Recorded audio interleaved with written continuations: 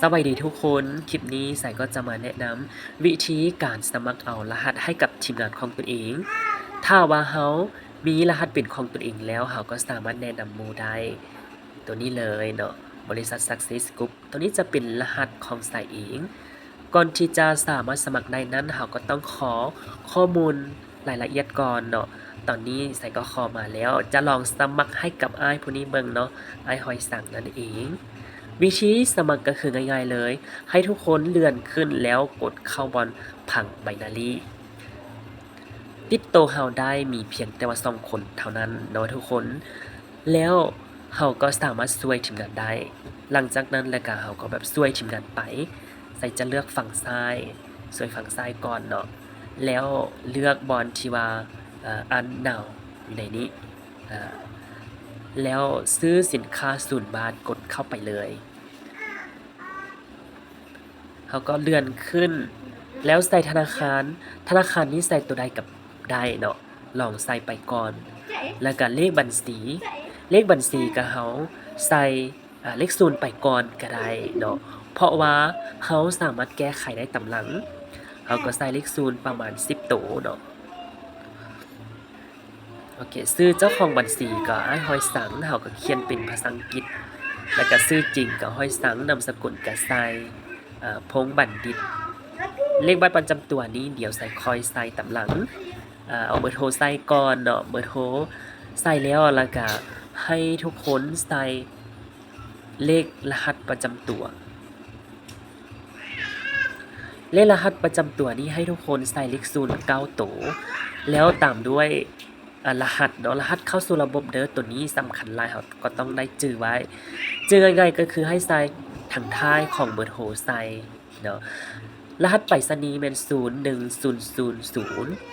ใส่ตามใส่ก็ได้ ตัวนี้จะเป็นบ้านเนาะบ้านของอ้ายหอยสังนี่ใส่เนาะบ้านนาหลงก็ใส่เลยแล้วก็แข่งจำปาสักเนาะเขาก็มาใส่ตัวนี้สำคัญหลายเนาะเพราะว่าเขาได้ส่งสินค้าไปหาผู้นี้แต่เขาสามารถแก้ไขได้กำลังอีกตัวนี้กะเนาะแล้ววันนี้เขาก็กดบอลคัดล็อกจากทียูตามบัตรกดเข้าอยู่นี่เลยโอเคมันก็จะคัดล็อกให้กับเฮาแล้วเฮาก็ไปกวดคืนอีกครั้งว่ามันถูกต้องแล้วบ่เนาะเฮาใส่มันถูกต้องแล้วก็ให้เลื่อนขึ้นแล้วกดเข้าบอลยืนยันการสมัครได้เลยยืนยันรายการอีกครั้งหนึ่งถ้าวันเด้งออกมาหน้านี้ก็ถือว่าสมัครสำเร็จก็ง่ายๆนะทุกคนเฮาก็จะได้รหัสของอ้ายผู้นั้น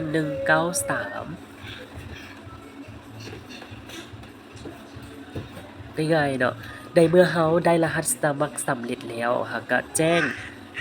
ผู้สมัครว่าให้เข้าระบบเด้อเนาะอันนี้ก็ไปคัดล็อกเอาลิงก์เนาะให้เข้าระบบด้วยใส่ user และก็รหัสเนาะเฮาก็ส่งไป user เป็นตัวใด user เป็นตัว193และก็รหัสก็คือตัวเลขบัตรประจำตัวนั่นเองเนาะเอาตัวนั้นทางท้าย4ตัวนี้เอาให้แล้วเข้าระบบเนาะครับก็เขียนใส่แล้วก็ส่งให้เพิ่นลองเข้าระบบเบิ่งเนาะว่าสามารถเข้าได้บ่หลังจากที่ว่าเฮาส่งแล้วเฮาก็ให้ความช่วยเหลือเองต่างๆบ่ใดที่ว่าเราเฮ็ดบ่ได้เฮาก็บอกลาวประมาณนี้เพราะว่าเฮาเป็นแม่ชิมเขาเฮาต้องดูแลเขาให้ได้หรือว่าเฮาก็ต้องรู้ข้อมูลทุกอย่างก่อนเนาะจึงสามารถแนะนำได้นั่นเองทุกคนอีกตัวหนึ่งคือสำคัญหลายเนาะในเมื่อที่ว่าเฮาสมัครระบบสำเร็จแล้วให้ทุกคนเอาระบบตัวนี้ออกมาในหน้าจอหลักโดยการกด3จำเนาะของบางคนก็3ขีดให้กดเปิดกับแล้วเลือกตัว Google Chrome เด้อตัว Chrome ตัวนี้เนาะให้กดเข้าไปเลยในเมื่อกดเข้าไปแล้วเราก็เอารหัส user เมียงต่างๆใส่แล้วก็เข้ารหัสเข้าสู่ระบบปกติเนาะแล้วกดบอล3จำตัวนี้อีกครั้งหนึ่งในเมื่อเรากดแล้วให้ทุกคนสังเกตเห็นคำว่าเปิด Success Group ถ้าว่าบ่คือกันก็คือให้นับมาแถวที่10เนาะถ้าเป็นภาษาอังกฤษก็คือ add to home screen ประมาณนี้เราก็กดเข้าไปแล้วมันก็จะไปอยู่ในหน้าจอหลักแบบนี้เลยเนาะ โอเคได้แล้วตอนนี้เนาะตัวนี้จะเป็นแอปแล้วก็ตัวนี้จะเป็นเว็บไซต์ใส่ดาวน์โหลดมาทั้ง2อันเลย วิธีการสมัครก็ง่ายๆเนาะสำหรับคลิปนี้ใส่ก็จะขอจบเพียงแต่ว่าสำนี้ก่อนหวังว่าทุกคนสามารถเฮ็ดได้ด้วยตัวเองใส่เฮ็ดได้ทุกคนก็เฮ็ดได้เข้ามาในระบบนี้บ่ผิดหวังแน่นอนเนาะเพราะว่าเฮาเป็นรุ่นแรกเฮาเป็นผู้โชคดีที่ได้เห็นระบบตัวนี้ก่อนตอนนี้ใส่ก็มีรายได้ศูนย์เพราะว่าหากจะสมัครยังบ่ทันได้ลงเองเทื่อเฮาจับมือลุยไปพร้อมกันสำหรับไผที่ว่ายังบ่ทันมีระบบเทื่อก็สามารถติดต่อมาได้เบอร์โทร94437935นั่นเองไผที่ว่ายังบ่ทันได้สมัครเทื่อก็สามารถติดต่อมาได้เด้อใส่พร้อมจับมือซวยพร้อมลุยไปนํกันพร้อมสำเร็จไปนํกันอย่าลืมว่าระบบเฮาหรือว่าบริษัทเฮาหากกับเปิดโตเข้ามาตอนนี้ก็คือรุ่นแรกเป็นคนโชคดีเลยขอบใจหลายๆทุกคน